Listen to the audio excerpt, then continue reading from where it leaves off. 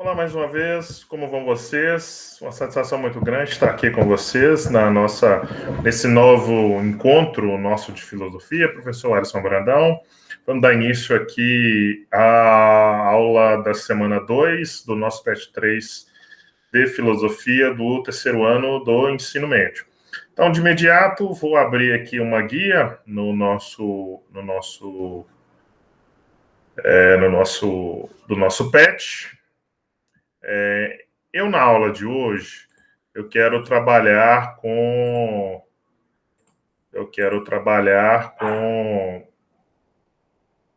tanto com o material da nossa aula, né, com o material do PET, mas também com o material que eu desenvolvi para dar uma aula similar, com conteúdo similar sobre a teoria política do Maquiavel, que eu trabalho em sala de aula. Acho que vai ser bem interessante. Eu estou gostando muito desse PET 3, porque ele está com uma proposta de apresentar as principais teorias, as principais reflexões no campo da filosofia sobre o poder. Então, aqui na semana 1, nós vimos a teoria clássica de Platão e de Aristóteles. Estou colocando aqui só para não falar algo distorcido. Então, agora, a semana 2, o pensamento de Maquiavel, a semana 3 já entra na teoria contratualista, aí vai para Hobbes, depois Locke, Rousseau, e vai terminar vindo para a modernidade com lá a microfísica, com alguns extratos da microfísica do poder do Michel de Foucault. Posto isto, vamos avançar aqui para a aula de hoje, vamos falar do Maquiavel. É um dos autores, particularmente, que eu mais gosto de trabalhar em sala de aula. E é um tema muito relevante, porque Maquiavel ele faz uma reflexão filosófica sobre o poder, que é uma reflexão filosófica muito atual. É uma reflexão que se pauta, sobretudo, pelo realismo, como nós podemos, assim, apontar. Ou seja, procura entender as coisas da forma como ela é, ou elas são, na verdade, né? Então, esse é um ponto de virada fundamental para a compreensão da obra do Maquiavel. Então, vejamos só. A aula de hoje, ela parte, de alguma forma, do que foi a reflexão que nós fizemos na semana 1. Qual a reflexão que foi feita na semana 1 desse PET 3 aqui de Filosofia Terceiro Ano? A semana 1 apresentou a teoria clássica de Platão e Aristóteles sobre o exercício do poder. Então, Platão vai apontar para a existência da cidade ideal justa, sendo organizada em 3 grandes grupos sociais, cada um desempenhando a sua função, e ele compara isso com o corpo humano. Aristóteles, por outro lado, apresenta lá a teoria da politia e de que o exercício do poder pressupõe ter como base a ideia de uma vida justa, a ideia de uma vida em equilíbrio. Aqui, no campo durante a Idade Média, e ao final da Antiguidade e durante a Idade Média, vai consolidando na reflexão filosófica a ideia e a necessidade que, por um lado, você precisaria você precisaria educar da melhor forma possível o governante, aqui conhecido como príncipe, né? Então, na maior parte, na enorme maioria dos países, o governo era um governo monárquico, governo de um só, e o príncipe é esse sujeito que incorporaria as principais virtudes para o exercício do poder. Então, cristalizou-se, de um lado, a importância da educação política, social e filosófica do governante, e, por outro lado, a importância também de que esse exercício do poder tivesse objetivos nobres, a justiça, o equilíbrio, a construção da cidade de Deus, como vai apontar Santo Agostinho, da Civitate Dei. Então, a política, de uma forma em geral, a reflexão pressupunha objetivos que eram muito estranhos a ela própria. E aí, quando Maquiavel chega aqui no humanismo, na virada do século XV para o século XVI, ele procura fazer uma reflexão muito assentada em bases muito reais. E aí é o que eu quero mostrar para vocês dessa apresentação que eu sempre utilizar essa apresentação que eu sempre faço, para que vocês possam entender a importância e a dimensão da ruptura que Maquiavel vai exercer. Então, vou interromper esse compartilhamento do PET, depois nós voltamos no PET para fazer as atividades, e agora abro aqui para vocês essa apresentação que eu trabalho em sala de aula.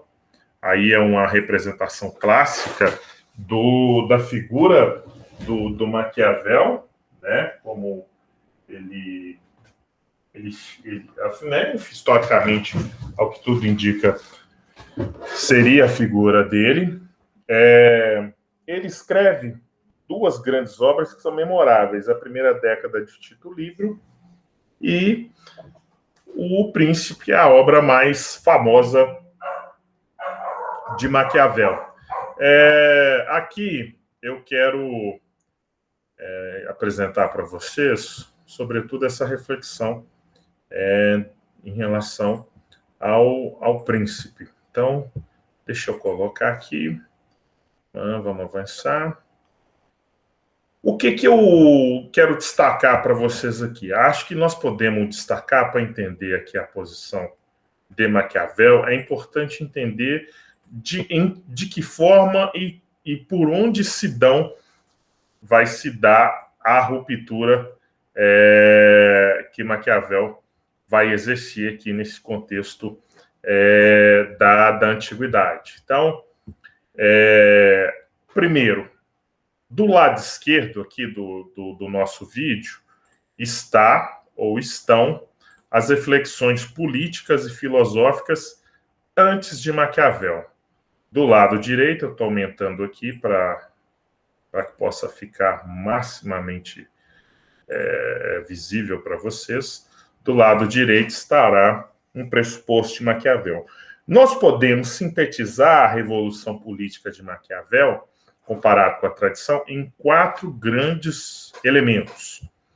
E esses 4 grandes elementos, ou esses 4 grandes momentos, estão sintetizados em: primeiro, ele rompe há uma ruptura clara em relação à ideia do fundamento político da sociedade, ou seja, qual é a origem da soberania?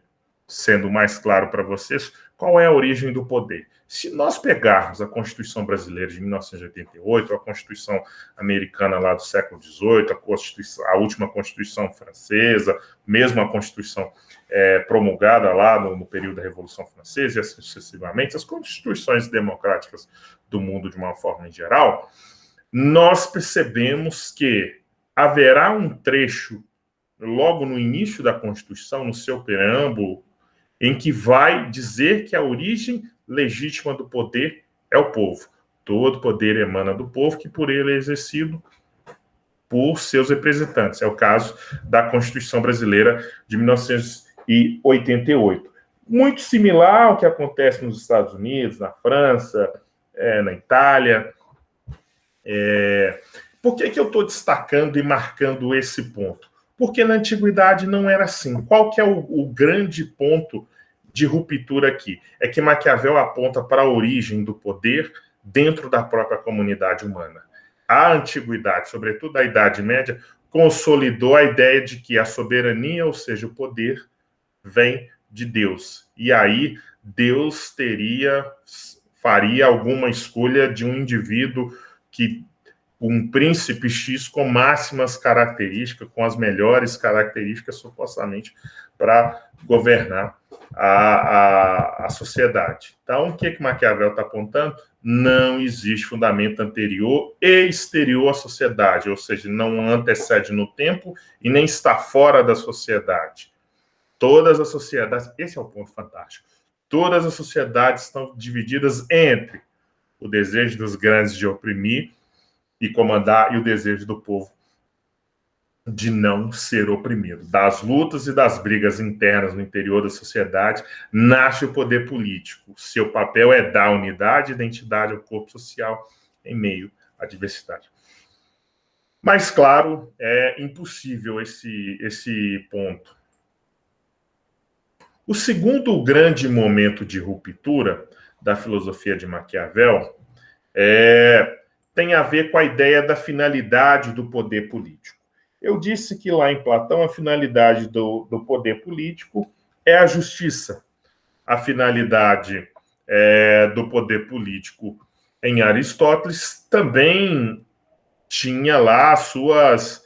A politia tinha lá as suas... seria a vida boa e feliz, né? O objetivo aqui da politia, né, da comunidade política pensada por Aristóteles.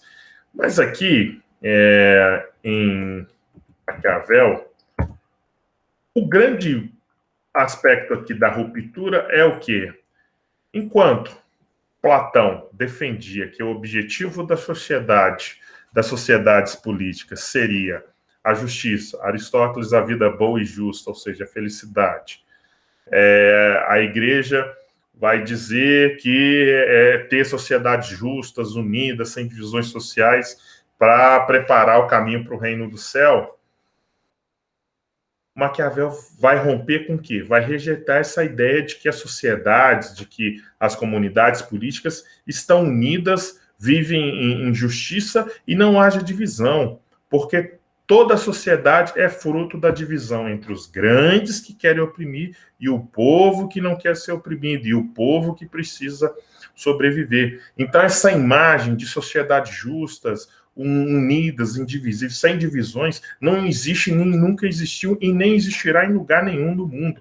Onde supostamente não há divisões, é porque você tem ditadura, é porque você tem governos autoritários que impedem que a divisão, que essa diversidade, na verdade, de pensamentos, de práticas sociais, de organizações sociais apareçam.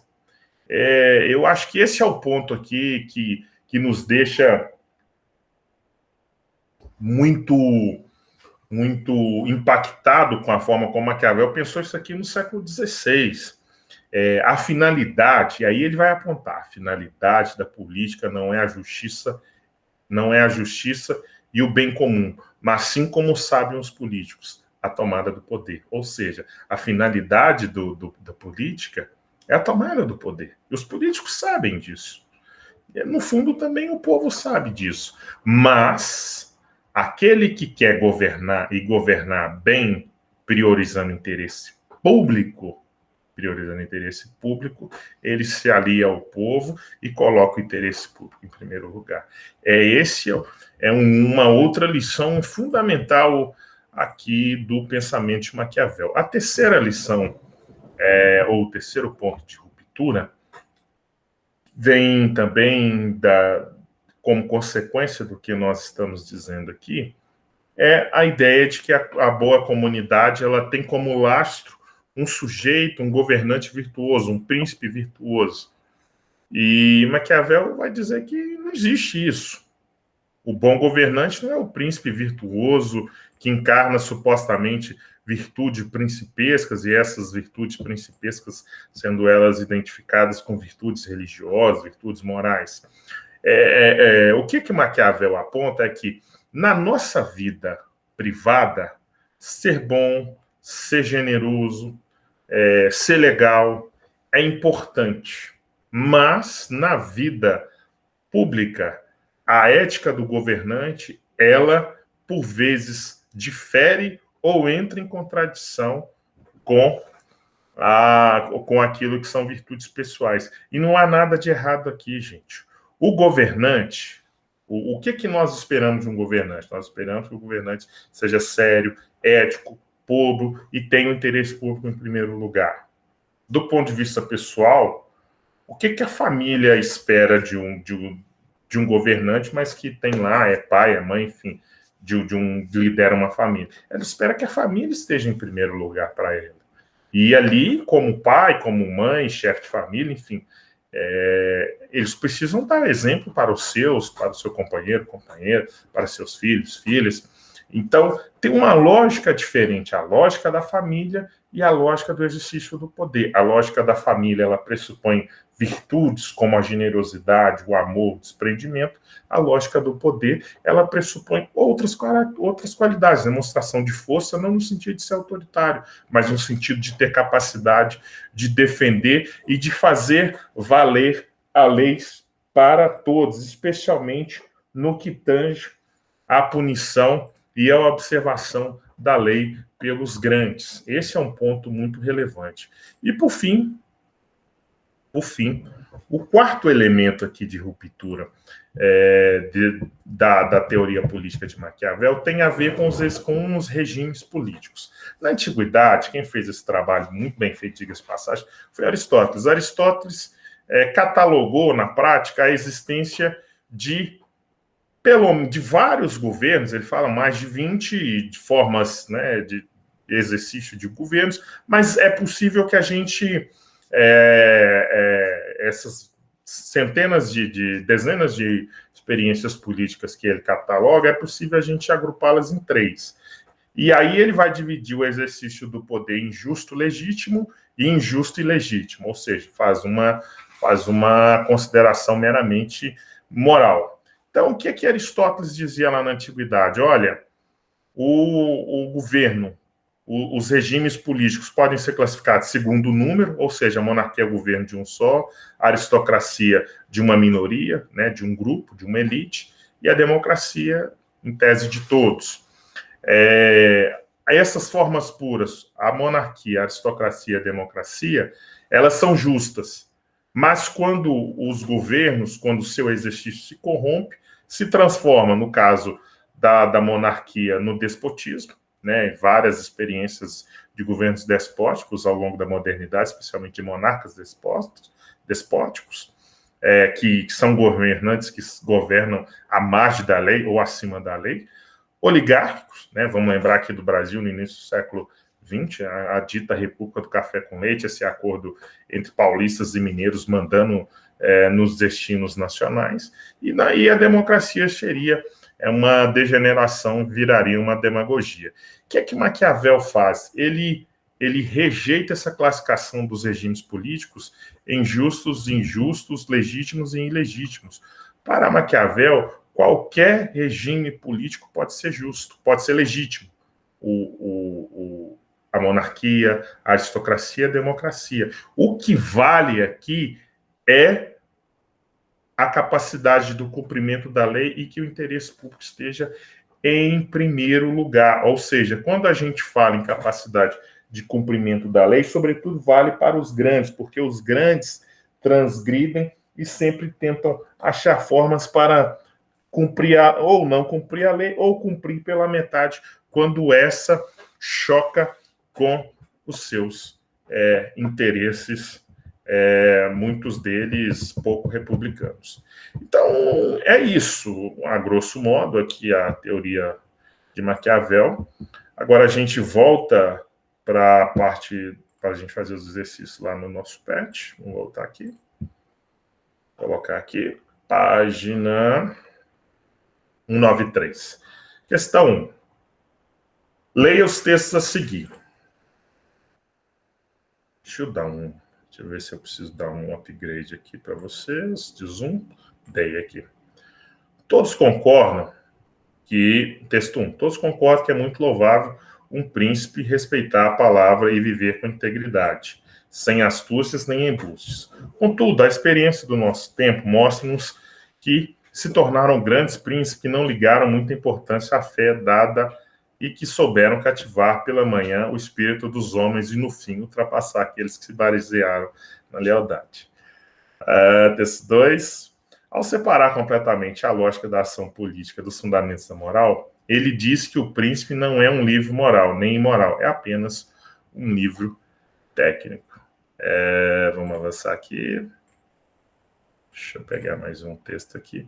Uma citação aqui da Ernest Cassirer, né? Vamos lá. A ética cristã medieval, as atitudes dos governantes e os estados estão todos subordinados a uma lei superior e transcendente, ou seja, fora da comunidade. A ética, sob a visão de Maquiavel, contrapõe-se a essa concepção, afirmando que uma atitude não pode ser chamada de boa ou má, a não ser sob uma perspectiva histórica. Ele aciona os textos e explica em que consiste a separação entre ética e política no pensamento filosófico de Maquiavel. É uma questão clássica aqui posta, é o que eu estava terminando de explicar há pouco, ou seja, a virtude moral do indivíduo, do Alisson, ela é diferente da virtude do governante, hipoteticamente, se o Alisson fosse prefeito, governador, presidente, etc. Por quê? Porque a virtude pessoal, ela pressupõe que eu seja generoso, que eu seja bom, que eu seja correto. O governante, muitas vezes, ele não pode ser generoso, ele não pode ser bom, porque se um governante é visto como bonzinho, ele não põe respeito às nações adversárias, às nações inimigas, e muitas vezes. Então, Maquiavel, ele dissocia a ética da política, que é uma grande consequência importante desse legado político, filosófico de Nicolau Maquiavel. Então, vamos avançar para a questão 2. Maquiavel denominou fortuna a metade da vida humana que não pode ser controlada pelo homem. Outra questão clássica aqui também, desse período aqui do Renascimento. Identificou-a não algo terrível, mas uma bondosa deusa, possuidora da honra, da riqueza, da glória, do poder, ou seja, possuidora de todos aqueles bens os quais os homens naturalmente almejam. Destaque, por sorte, pode ser uma mulher. A fortuna precisa ser seduzida e, para tanto, bastaria que se apresentasse um homem de virilidade e coragem questionáveis. Um homem possuidor de virtude, o homem de virtude é capaz de seduzir a deusa da fortuna, porque sabe o momento exato criado por essa para agir com sucesso. Uma citação aqui de uma questão que caiu aí numa prova do Senado Federal, né? Com base no texto, explica a relação entre virtude e fortuna segundo o pensamento político de Maquiavel. Aí a primeira coisa que a gente precisa fazer é definir esses dois conceitos para vocês que não aparecem aqui na discussão. Primeira coisa, a fortuna, como diz Maquiavel, é tudo aquilo o qual nós não dominamos. Maquiavel faz uma analogia do mundo que é muito interessante. Ele diz, olha, dos acontecimentos que acontecem no mundo, nós podemos dividir o mundo em 50% a 50%, em duas metades. 50% são as coisas às quais eu não governo, e aí essas coisas às quais eu não governo, ou seja, eu não tenho incidência, ele chama de fortuna, ou nós podemos também chamar de sorte, como popularmente conhecido. E aqui ele insere a riqueza, a glória, a honra e tanto o poder. E do outro lado a virtude, ou seja, a virtude, a minha capacidade de superar e de fazer valer, de criar as condições para fazer valer os meus interesses, alcançar os meus objetivos. Então, o que é importante destacar aqui? Há momentos em que a virtude não será favorável. Ou seja, quando a gente fala, fulano é muito sortudo, estava no lugar certo na hora certa. Há momentos em que a sorte não nos será favorável.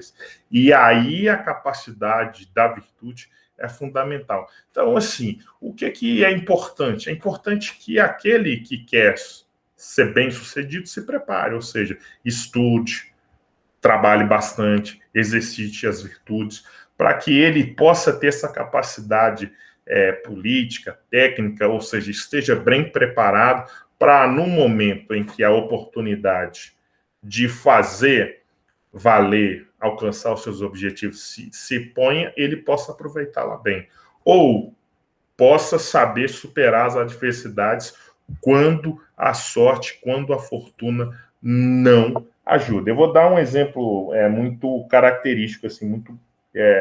vamos pensar aqui, hipoteticamente, na seguinte situação que já aconteceu, inclusive, em Belo Horizonte. Há 20 anos atrás, Belo Horizonte elegia um prefeito, no ano 2000, o prefeito Sérgio de Castro, reelegeu, na verdade, ele foi eleito em 96, depois eleito em 2000.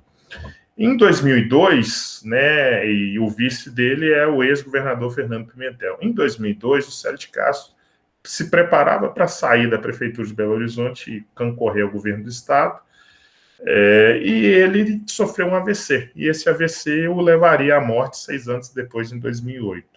Quem assumiu o lugar dele? O vice. Ou seja, era o que foi, né, à época, o vice-prefeito, era o Fernando Pimentel, que se transformou em governador recentemente. Então, olha a fortuna ajudando o Pimentel. Ele estava como vice do Célio, e ali, a partir dali, ele trilhou um caminho que lhe deu outras oportunidades políticas em Minas e no Brasil.